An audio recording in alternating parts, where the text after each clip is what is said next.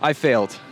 I had this golden opportunity and it all just went up in flames. But for some reason, I tried again, and that's the topic of today's video. I own a clothing brand called Cloudpool. It's been a dream I've been chasing for the last 10 years now. If you watched my last video, you're caught up to speed on the history of Cloudpool. But let's just recap the last 3-ish years to get fully caught up. After running my business in Denmark, COVID happens, I go straight home, and then I head off to LA to start college. So as I'm kind of in school, I graduate, I'm still kind of doing things here and there. Any design I have an idea for, I'm ordering a sample, or any school project, I'm still always doing something that's revolving around Cloudpool. Then I get a job, then I get another job, and then life seems to kind of continue forward, and Cloudpool slowly kind of fades away as a sole priority in my mind. So then comes my third job. I was working at this company for a while, and I enjoyed the work a lot, but being under someone's thumb and ruling order isn't really my style. And of course, totally being underpaid, that didn't help either. And with all that going on, I'm just slowly falling back into the idea of doing my own thing, being my own boss, being my own person, and doing something that I know can work. I just have to figure out how to make it work. So as I'm working this job, one day I just decide, I'm gonna do it again. I'm gonna start all over. I'm gonna really get into this and actually figure this out. And figuring out is something that has not been easy. I'm still struggling with it today, figuring out how I'm gonna make it work. So with all this pressure at work and all these different things that I just don't like about my life, I decide to go back to Cloudpool.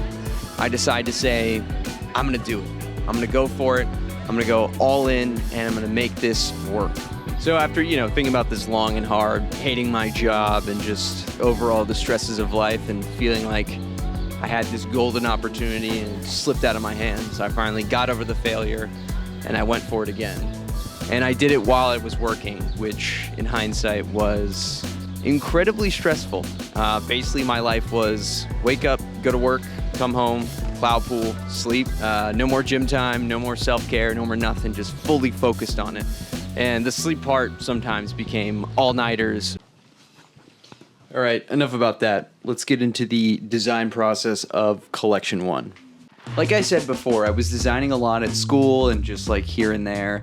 So basically for this collection, I had no theme, no mood board, nothing. I just went with a bunch of old designs that had been sitting on for a while and based the collection entirely off of that. Let's first start with the Cloudpool Rainbow Stitch hoodie. I'm pretty sure this is the oldest design out of the entire collection. Basically, the first version of this was this cream version, which I love, but I wanted to do a black version, and I actually preferred this logo placement a lot better. I think there's nothing wrong with this hoodie. I wish I used different material. It's just a basic cotton fleece, and it's a little thinner.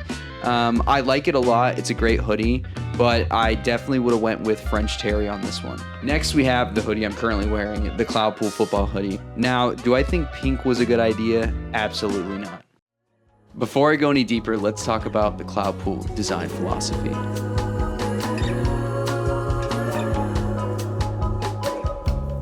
Cloudpool has 3 main logos: the script logo, the face logo, and CLDP. The cloud with the X logo and the old script logo I dropped. I also dropped the CP monogram because the internet sucks, and CP company is already an established brand. Now for the colors. I stick to 5 main colors: blue, red, pink, yellow, and green. I only use these fashion colors, but I'm allowed to pick from various shades and tints, which gives me a lot of options. My secondary colors are black, brown, tan, white, and gray. I tend to use different versions of these based on the fabric options I have. Now that we got that out of the way, let's talk about the pink football hoodie. So I ended up using this silhouette in collection 2 as well, but for some reason my hoodies don't do super well. I think this one in particular, why this one didn't do the best, this is probably the worst selling item out of collection 1, is because it's pink and people just do not like pink. I like pink, and I think it's a cool color, but it's a little hard to style for some people. I think the reason why I like this style of hoodie so much is because it's layering without layering. It's basically like a false sleeve. The design is based around old 90s, 80s football warm-up kind of style stuff. Basically, a lot of football players wear like short sleeve hoodies or like cutoff hoodies and then layer that with like a long sleeve shirt to basically stay warm while they were practicing. Next item we have are the beanies. I like these beanies a lot. Again, a product that has not done super well, but I do love these beanies to death. I think they're just a great everyday beanie. I had an original design, but I opted just to go with the dyed yarn look, and it's really cool because each beanie is a different pattern slash kind of colorway. The yarn is dyed beforehand and then it's knitted, so every single beanie is going to be a little bit different. Particularly like the blue one the best. I do like the tan one a lot, but honestly I'm super biased because blue is like my favorite color. The next item is the chain stitch t-shirt. I love this t-shirt. It's a thick French terry cotton t-shirt, which it's perfect for layering, white long sleeve underneath, or some kind of thermal. I think it's really cool too as well because it's such a thick shirt. So if you don't really want to wear something super bulky, you can just throw on this t-shirt and stay pretty warm. Also, why it's called the chain stitch t-shirt is it uses this kind of Japanese style embroidery that I think just makes the shirt kind of pop, and it just looks really cool. I've also just been wanting to use some form of like Bape style embroidery because I just love that on their jeans, as well as other brands who used it before, but I think it's kind of a classic look. This one's a little bit different because it's less patchy, but I think it looks fantastic. Then we have the flight jacket. This is probably the second best selling item. I do not love this color that much. I think it's a good color, but it's not like perfect. I wish it was a lighter blue, and it's kind of leaning towards a more greenish slash teal look. But overall, this jacket is beautiful in my opinion. The outer shell is made from a faux leather. You have a faux fur collar, this great nylon lining that's kind of based off the same quilted pattern on like one of those military liners. And last but not least, what actually makes this jacket is the lobster claws and zipper cover. I just think they look great. Lobster claws are now kind of becoming a trend, which is like a little bit annoying.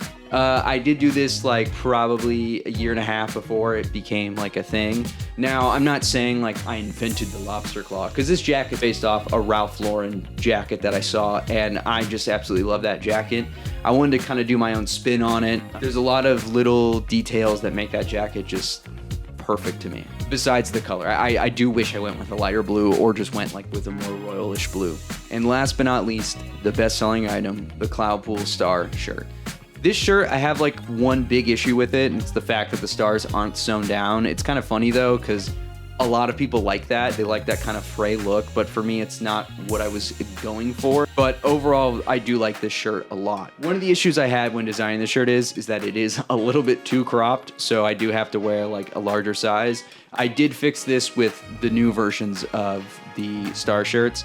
I do love this shirt. What I was really going for was taking something classic and then just giving it like a little bit extra, but not being like too loud. And I think this like kind of encompasses that perfectly, because I think most people, especially in the 80s, 90s, and early 2000s, and I'm sure you have also owned a blue and white stripe pattern shirt. I mean, it's just a classic design, and I think it's pretty well executed here as a basic, but not a basic. It's like finding that really cool in between where it's got just something extra, but also is still subtle. Basically, just to recap the whole collection, I like this collection. I think there's a lot of issues in terms of like a whole mood and theme and different things, but I think it executed what I wanted to execute, which was make a product or make several products that basically are just old designs that I really thought could work, and I think they do.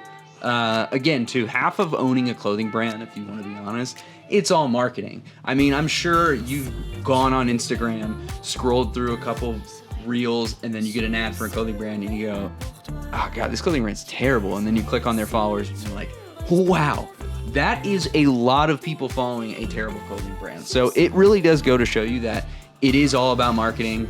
The internet is really not what it seems to. I mean, those followers could be fake for all you know. And that's kind of like the reality of social media. So when it comes to like a clothing brand, like your success on how well a design works isn't necessarily based on, oh, this is a good design, so people buy it. It's how much exposure do they have to the design, and then also trusting your brand to actually buy from. So it becomes kind of like never-ending paradox of like, is this design good or is my marketing bad? And I think that's like one of my main issues is I always struggle with is just one, marketing, and two, figuring out how to market just in general, which is usually my main problem. I feel like is marketing most of the time. I feel like I don't test enough of the products with marketing, and that's something I definitely need to be working on. Also, another way of actually promoting the brand and showing off pieces is doing this YouTube. So in and of itself, this is marketing. So basically that's the end of this video.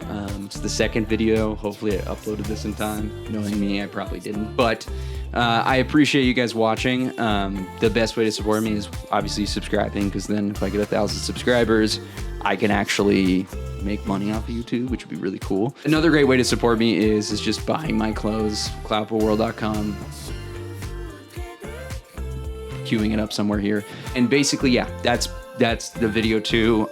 Next week's video, hopefully next week, I'll do collection 2 and talk about that. That one's a little bit more interesting because it has a mood board, and I had like a theme, and I had like a subject to kind of base my work off of and have more of a thought process behind that, which was so much fun. I really enjoyed designing that.